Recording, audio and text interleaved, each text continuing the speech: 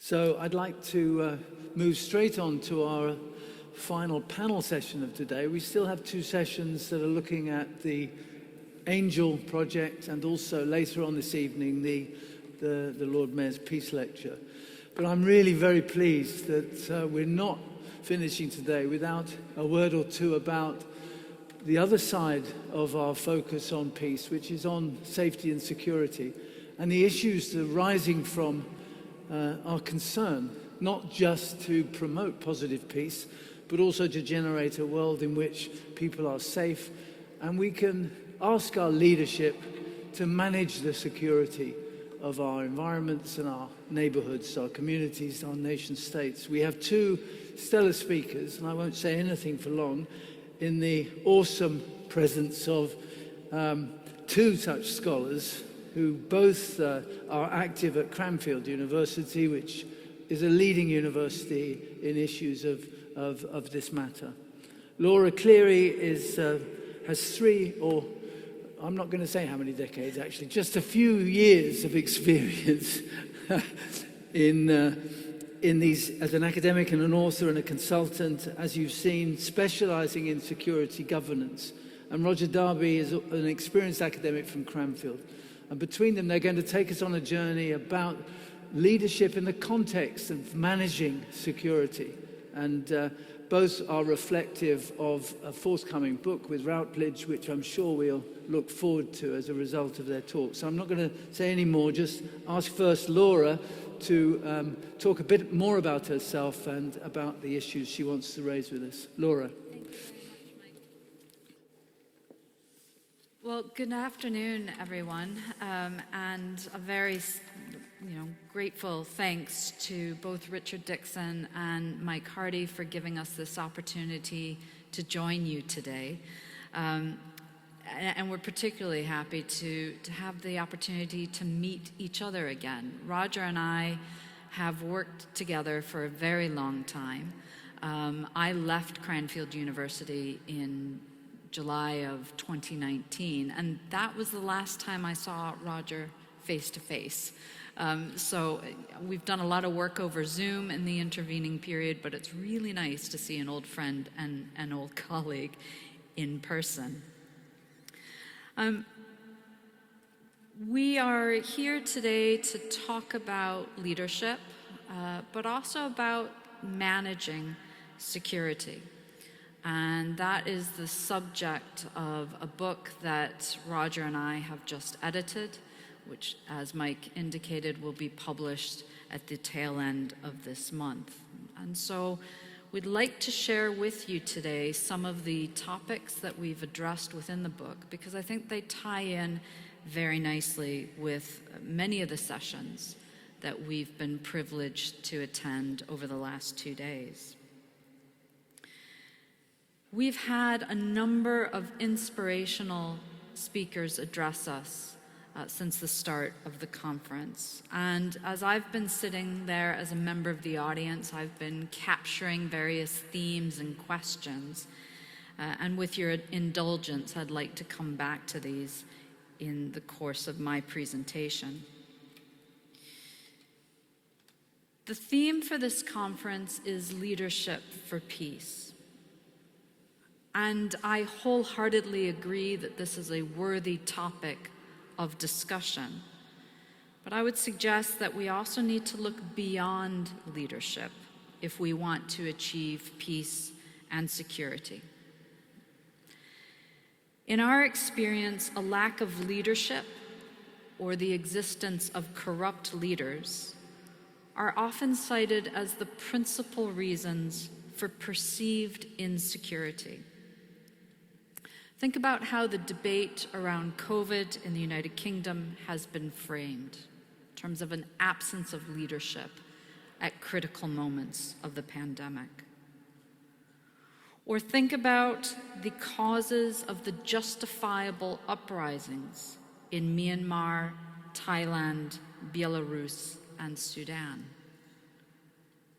There have been demonstrations protesting against the quality or the lack of quality leadership. More often than not, however, the sustained sense of insecurity is the result not just of the failures of leadership, but also the failures of management. A lack of qualified individuals, a lack of materiel, a lack of systems and procedures, and critically, a lack of investment in all of the above. As I've listened to the previous speakers, they have set out their visions for what they expect of leaders. We want our leaders to provide us with vision. We want them to be empathetic. We want them to communicate their vision for our collective future. We want them to engender consensus on the nature of that vision. We want them to provide us with courses of action, and ultimately, we want them to deliver on that vision. I would suggest to you, however, that for them to deliver, they require support. When we look at the literature on leadership, there's often an emphasis being placed on the leader's relationships to his or her followers. Leadership and followership are conjoined. But I would also suggest to you that we need to consider leadership in terms of the supporting structures and systems that enable a vision to become reality. This leads us to a discussion about the quality of governance and the quality of management within our states and our local communities. And if we're going to talk about governance and management, then we also need to consider how we build the capacity for security and peace. We've spent a lot of time over the last 2 days talking about building the capacity of individual leaders. But as the speakers from this last session indicated, we also need to think about the capacity of the collective. What do we do as individuals, either on our own or through our civil society organizations or through our businesses? How do we come together to hold our leaders to account? It's at this point that I'd like to return to the 8 questions posed by Mike, Annika, Cedric, and Gwendolyn yesterday, and ask you to reflect on some supplementary questions. The first question that they posed yesterday was, do our leaders ask the right questions? My supplementary question is, do they have access to people who can and will provide the right answers? Can leadership deal with complexity? Can we? Can our institutions? Are we resilient? Do leaders cultivate trust? My secondary question is, are our institutions deemed to be trustworthy? Reflect for a moment on the attacks on January 6th on the Capitol in the United States. What was being called into question and had been called into question for the years and months preceding that attack was the trustworthiness of our institutions. Was our electoral system trusted? Was Congress trusted? Was our judiciary trusted? And regrettably, the answer to that was no. Mike and his colleagues asked, are our leaders agile? I would ask, are our laws, policies, and institutions agile? Can they deal with the types of security issues that we are facing? Leaders need to engage with the whole, but I would suggest they need to deliver in manageable installments. We've spent a lot of time over the last 2 days reflecting on the environmental crisis that we face. And the size of the problem, the scale of it, is truly overwhelming. Yet if we want to improve the situation, we will have to do so in installments. Do we have the ability or empathy to deal with losers? I was really struck by that question when Mike posed it yesterday. I think this is a question of culture. Our social culture, yes, but our political culture. Do we tolerate difference of opinion? And given the way in which social media has changed the way in which we conduct our discourse, it seems as if our political discussions have become a zero-sum game. And that, I think, is a risk to democracy longer term. Another question that they posed is, do we relate the local to the global? And my answer to that is, I think it depends on where you are.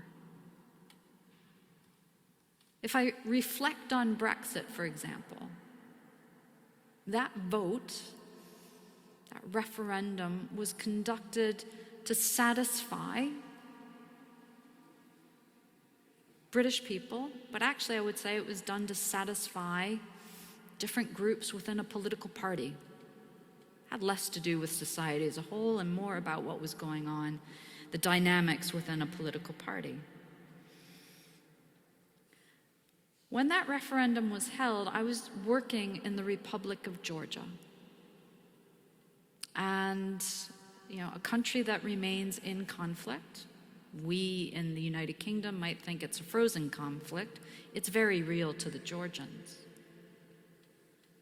And one of my former students, who's a senior civil servant in Georgia, said to me, "Laura, do you know what Britain's just done?" And I said, "Well, I've got a fairly good understanding of the referendum. What do you think's just happened?" And he said, "Well, the British people have handed Georgia and Ukraine to Russia on a silver platter. Because the strategic communications coming from Russia are, why would you want to join the EU? Look, one of the world's great powers has chosen to leave." So for us, Brexit was a local issue. Yeah? For the Georgians, a global issue had an impact on their local politics. So it depends on where we are in the world, how we relate the local to the global. The final question that our colleagues posed yesterday was how much continuous learning is going on? And I would relate this back to the concept of resilience. Because as I and a co-author for the book have argued, in a world in which our security challenges are increasingly complex and in which the world itself seems increasingly volatile, perhaps we can no longer talk about security. Perhaps the best we can do is talk about our resilience in the face of these challenges.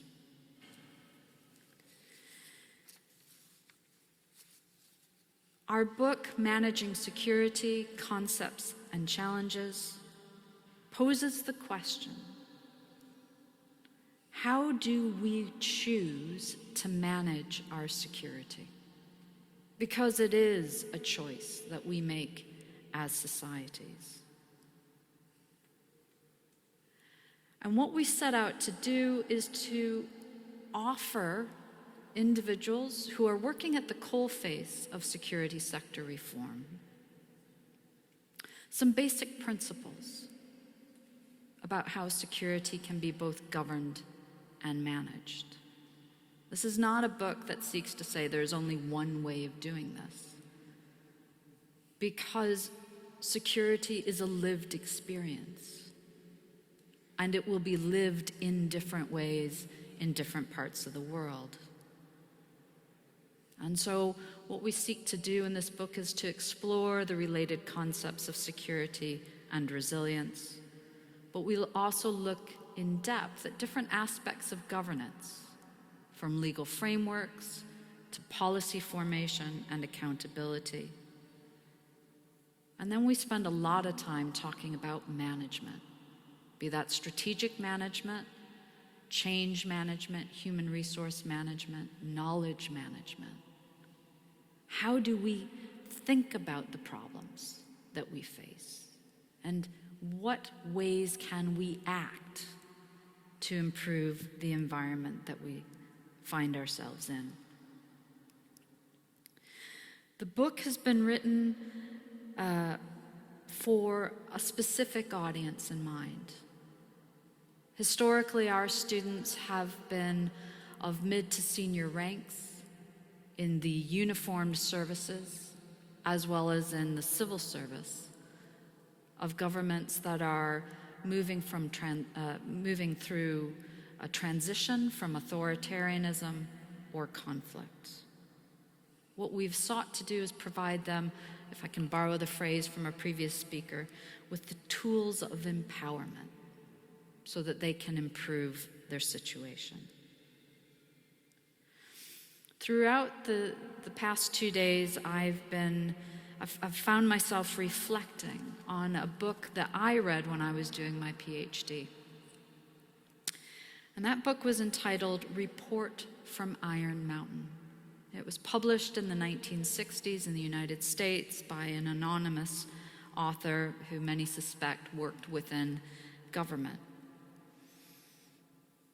And the question that was posed in that book was, if we want to talk about peace, we need to think of it as a system. We talk about the war machine, and we can picture the war machine. And we can identify the way in which war and the business of war shapes our economy and our political systems. If we really want peace, we need to think about the peace machine. What are its constituent parts, and how does it influence the societies in which we reside? The last point that I want to make before I hand over to Roger is, I think, one of the themes that's come out very, very clearly from so many of the speakers during this conference is that the processes of doing and undoing have very different timelines. It takes generations and centuries to build. It takes much less time to destroy.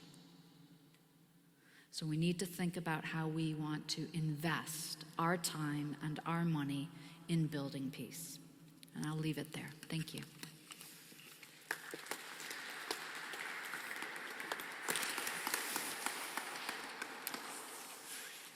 Thank you very much, Laura.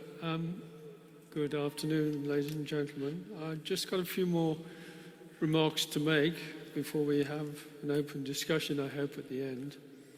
As Laura said, we haven't worked together for probably nearly 2 years. We haven't seen each other for 2 years. Could I also add that the last time I wore a mic was when I was in a karaoke situation. So if I slip into I left my heart in San Francisco, I hope you understand why. Now, just to reiterate our book on managing security, concepts and challenges, it's always useful to look at the focus, the key focus, and I think Laura has identified that, namely change. And one of our key starting points in the book was looking at this issue of the status quo. The status quo is no longer acceptable, nor should it be. think what that term means. No longer acceptable. We shouldn't accept what's gone before or what we have, nor should it be, because things need to change. And I think that raises temporal issues in managing and leadership, namely the past, the present, and the future. What's gone before, and we've heard in this conference so well presented, the issues that maybe have identified nations, identified groups, certainly the countries we've worked in, Bosnia, Kosovo, for example, where the past was very much the present and often was about determining the future in leadership terms. And I was taken by the Archbishop's comments this morning about re-envisioning. And I wanted to ask the question. I put my hand up, but they didn't see me, unfortunately. I wanted to ask the question related to succession planning, which I think is a key factor in this temporal notion. I don't know if you noticed that when the question of re-envisioning was raised by the Archbishop, his colleague on the stage had there was a frisson, a cold shiver went up his back, because he probably thought, well, what does the boss want me to do with this space of Coventry Cathedral? In other words, how does my boss want me to behave? Does he want me to behave in the same way as I do, or something different? Which is, of course, this whole point about what does leadership mean for us in the past, but what does it mean or should mean for the future? And it also raises challenges to those people in control. So I think succession planning is something I would want, perhaps we could identify in discussion to take away, certainly related to leadership. Laura mentioned very much the importance of capacity building, again linked to succession planning.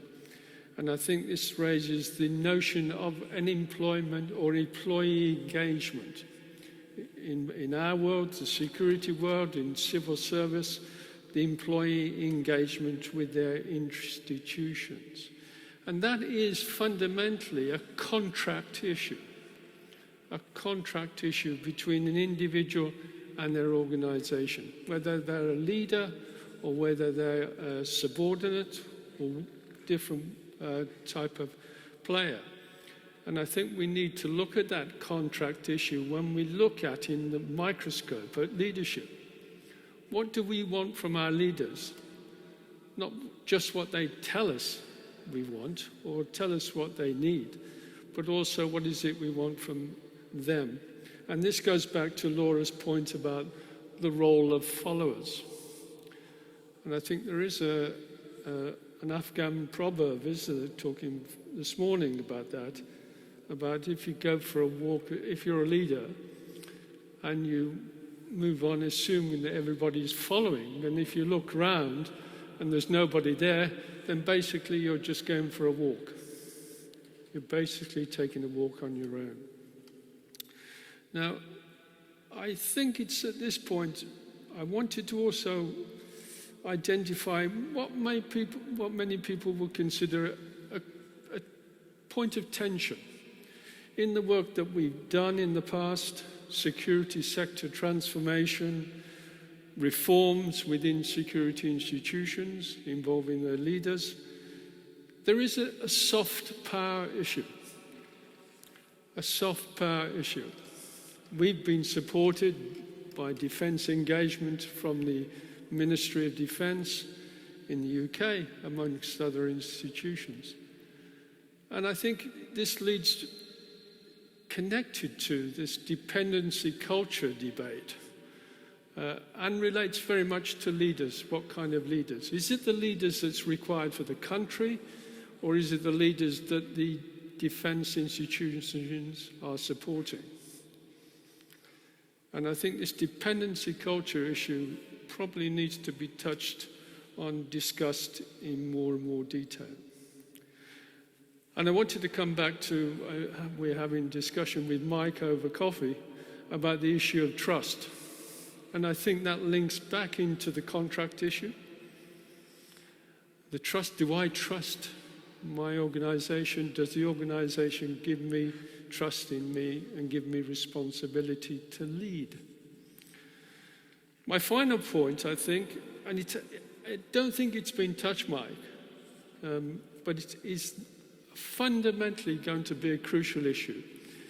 In our book, we have a chapter on cyber security and knowledge management. And we all know the importance of cyber, and we all know the importance of cyber security. And who's going to lead that into the future? Is it going to be an institution? Is it going to be individuals? Is it going to be defined globally? And I think we need to think very, very carefully about leadership from a cyber perspective. So those are my key remarks I wanted to add to Laura's piece. We look very much to perhaps having a few moments to discuss afterwards. Thank you. Thank you both. So, and we will throw it open, but the real risk of being self-indulgent, these are hugely helpful comments to a simple scholar. We started my project on global leadership just before the pandemic. So there is an issue, there's an anecdote related to that. The last interview I did, the project involves talking to global leaders about why they're global leaders and what they think they could do better. And one of the leaders that I met in the early part of 2020, the last trip I made before lockdown, was to meet with Tedros Adhanom, who's the director of the World Health Organization. It was a pure coincidence that he was on the list. But it's really interesting, the points you make, because he, at that stage, was a leader who had some capacity and some awareness of the power of management and the role that effective management would have in the management of the crisis that we hadn't quite understood at that time. This was in January 2020. But he said the crisis facing the world is not that of the virus. It's actually of our ability to lead through this virus, to cope with the systems that we needed to design and manage and implement. And goodness me, we've learned that to be true. And he felt inadequate at that time, which is why we became interested in the power and role that peace would have, and that leadership would have, and the quality of leadership, and Laura's correction, or addition, not correction, leadership and management of some of the systems that Steve Kalea this morning was saying. A systematic problem needs a systematic solution, or a systemic solution. But let's now, if I can see in the bright lights at this late hour, any questions that you'd like to raise? Because I know Roger and Laura are really interested in your views and your challenges to any of the issues that we've raised. I'm going to sit down so that I don't dominate in that in any sense. But do we have any questions? Yes, we do. Thank you, Laura. Thank you, Roger, and also Mike. Forgive me, I should know. I've been involved in the organisation. One of the speakers yesterday was sharing, or reminding us at least, of the dramatic downturn in political party membership over the last 30 years, and how our political leaders, at least, seem to have been responsible for people not wanting to get engaged any longer in the traditional political party, whilst at the same time there's been a tremendous growth in single issue or cause campaigning, both online and on the street as well. And I was wondering, bearing in mind particularly Roger's point about the cyber world, and you'll be aware from the programme we're looking next year at the theme of the Global Peace Forum being digital peace, how we reach out to engage those under 30 or 35 in the democratic process. It was fascinating hearing from Mexico City, the work of Greta there, but I just wondered sort of what your views are, both on why younger people seem to be disengaged or untrusting of their political leaders, and how we seek, if indeed it is possible at all, to engage them more in the democratic processes. Thank you. Thanks, Richard.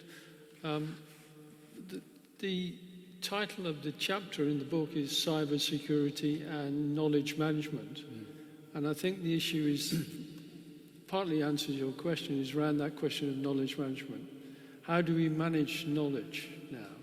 How do institutions manage knowledge? Because obviously technology has opened up broken down so many barriers to access to knowledge in the defense and security sector like any other. And I think younger people by nature just feel they have more and more access to information now. That information may be true or false, but at least they feel they have that access. My research and my experience in security institutions is now they've woken up to that very clearly. And they're opening up those institutions to younger people to come in. In fact, they desperately want to recruit. Point I made about succession planning. They desperately want young people to be part of these institutions, which I think is a plus, is an opportunity to throw some light in these fairly managed environments. So I think from a security perspective, knowledge management is key. In other words, they need new knowledge. They need people who can manage that knowledge. They need people who can have the skills of that to manage that technology. Who are those? That's the next generation. So I think, I've often said, Richard, that I speak to military officers, and they say to me, well, you can't put this online, it's secure. And I say, you're fooling yourself. Probably 98% of that information is out there. It's already out there, yeah. Only a very, very small part, if that. So there is this kind of blindness still. But I think very much security organizations are very much opening up to this cyber issue. Just to pick up on Roger's point, I think Roger and I have both experienced this. We've been commissioned to undertake research for some branch of government. We've conducted that research through open source means. And as soon as it gets to the government sponsor, it's then classified. And we can't even hold a copy of it. So, Roger's right to point out the kind of futility of that form of information management. But Richard, if I can come back to your question, I don't think the youth are disengaged. I think they're actively engaged. And I think they're engaged with problems that our political leadership find too complex to deal with. But the youth are engaged with these problems because this is their future. What kind of world are we leaving for them? One of the speakers earlier today talked about leadership our leadership should be concerned with the legacy that they have. And that's a legacy not in terms of what monument is put up in their name, but what kind of future they provide for others. So my perspective is that the youth is very engaged. I think what is missing, and some of the speakers have touched on this earlier, is that at the moment it doesn't look as if values drive our political discourse. Interest does, personal and political, but not necessarily values. And so if we look at, individuals like Bernie Sanders or Jeremy Corbyn, there's a perception that they have a value set which informs their decision making. It might not be a value set that others share, but at least they can recognize that that individual has a value set. The same cannot be said of some of the other politicians that we see on the world stage at the moment. And I think that's potentially a turnoff, which makes it much more difficult for those individuals then to lead society, because there's this disconnect. One more point, Richard. You mentioned the conference next year, 12 months ahead, presumably. 12 months is a very short time in cyber. So it'd be interesting to know what will be the issues you'll discuss, but maybe it's now the time to think about it very carefully. But from a security perspective, 12 months ahead, that's very difficult ground to define. So any more questions? Oh, there's one over there. You've got one over there on the right. There's one there. That's great. Thank you. I think Laura mentioned about many questions, and one was, how do we relate the local to the global? And my question is there any such thing as context, or does context matter? Oh, yes. And how far, how long?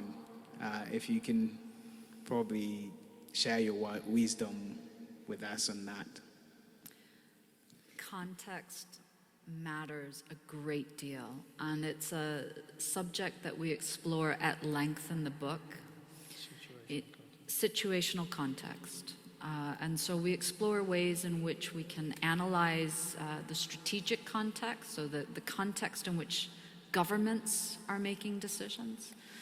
But we also spend time reflecting on the organizational context. So when we're talking about changing an institution, maybe it's policing reform or it's reform of the military, we have to be cognizant of the organizational culture that already exists.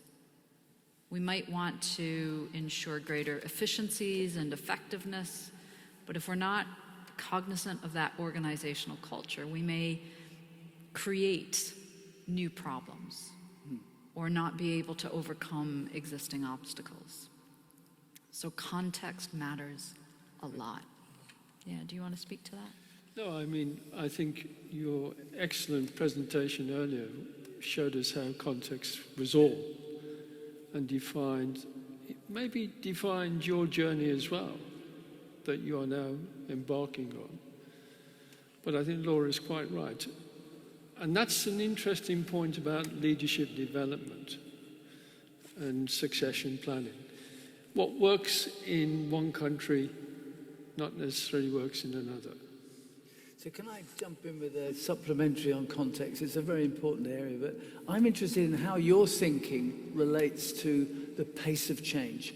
You know how many people talk in this pandemic era about, oh, wouldn't it be nice to be back to normal? I don't think we'll ever be back to whatever anyone means by normal. I don't really want to be back to where we were because it wasn't a very good place in January 2020. But how does your work deal with time and the pace of change and the fact that context is a dynamic that's almost out of control? And you're asking 12 months forward about digital, who knows? I mean, who knew that the largest hotel business in the world wouldn't have any bedrooms, you know, with Airbnb? Yes, sir. How does your thinking cope with that? Good question. That's a very good question. I think we're often determined by the institutions.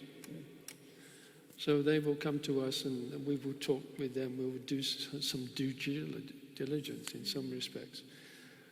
We're restricted sometimes by the rate of change. They want or don't want, or what we feel is necessary. So often we're dictated to by the institutional development, but we have individuals who want more and more change rapidly, particularly the younger generation who want that change tomorrow.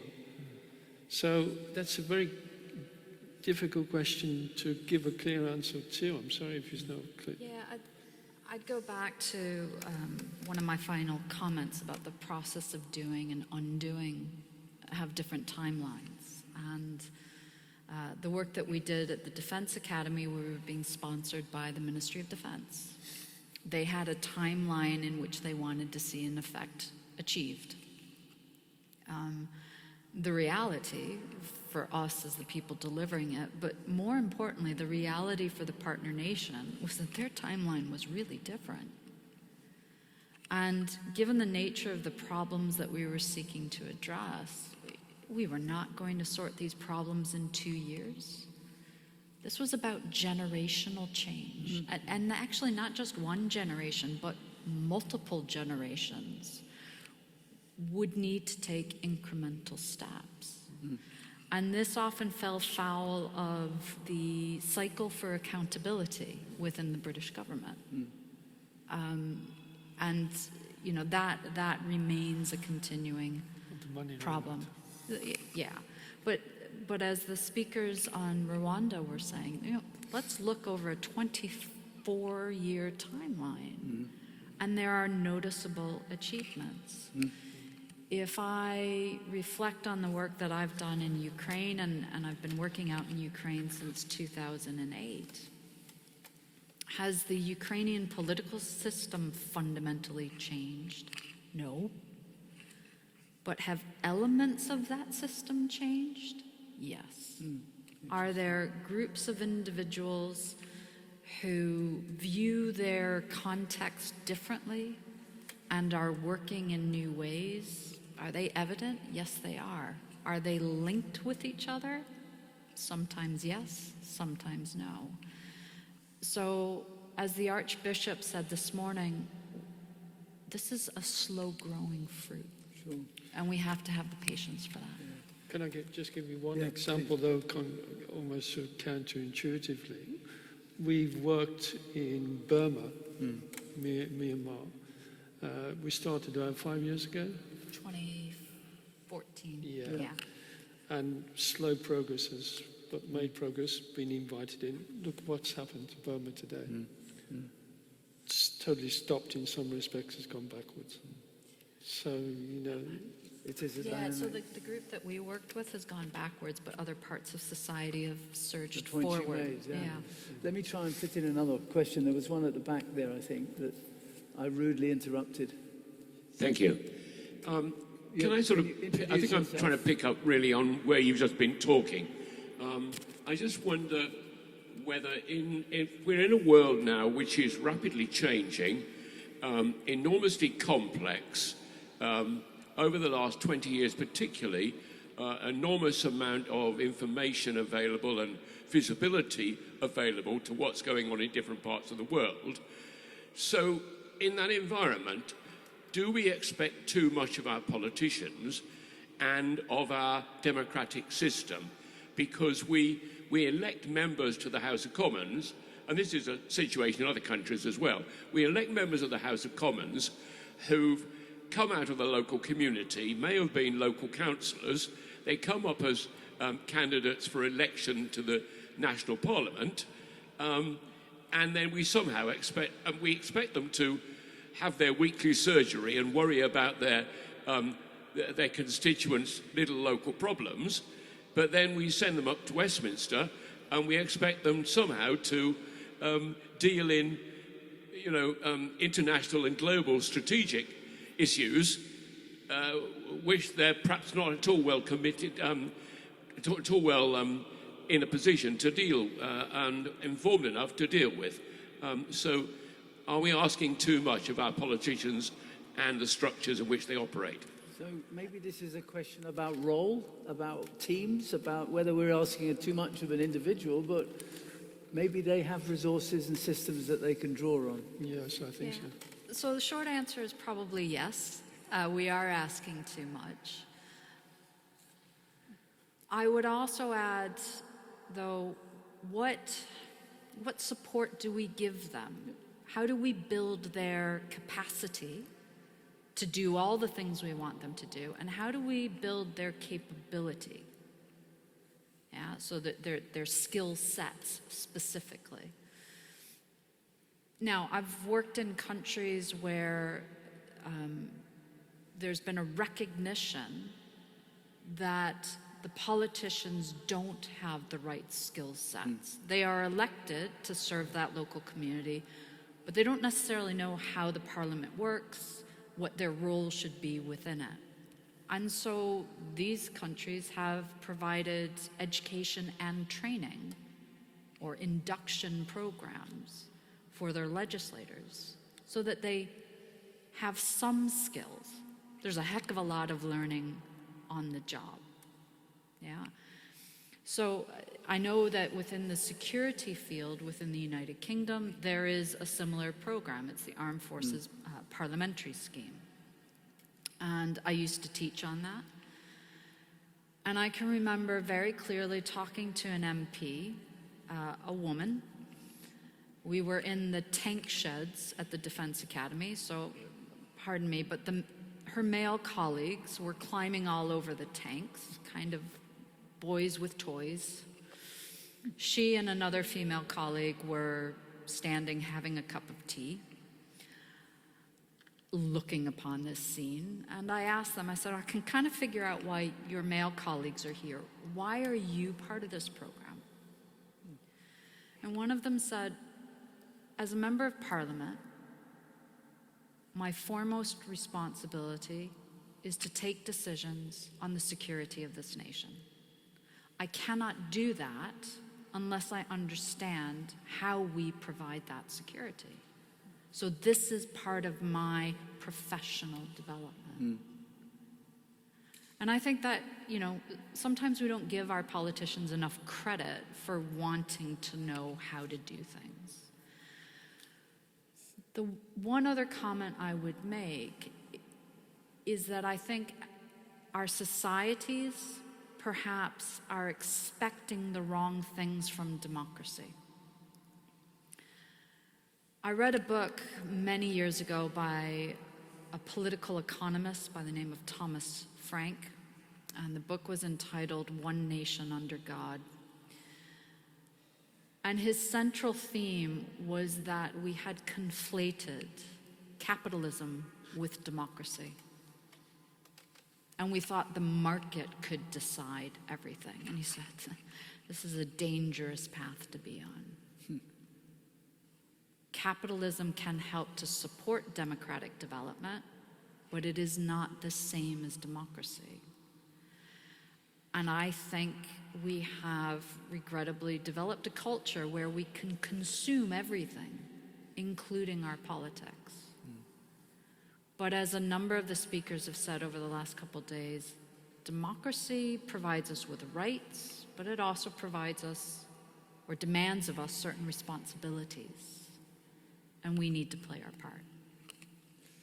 We're out of time. It's always the case, isn't it, in the most interesting conversations. But so I'd like to thank you all for your engagement, but particularly to Laura and Roger. This was a very stimulating session at this hour in the day. It's a very, very busy and good day. Thank you both for the energy and inspiration.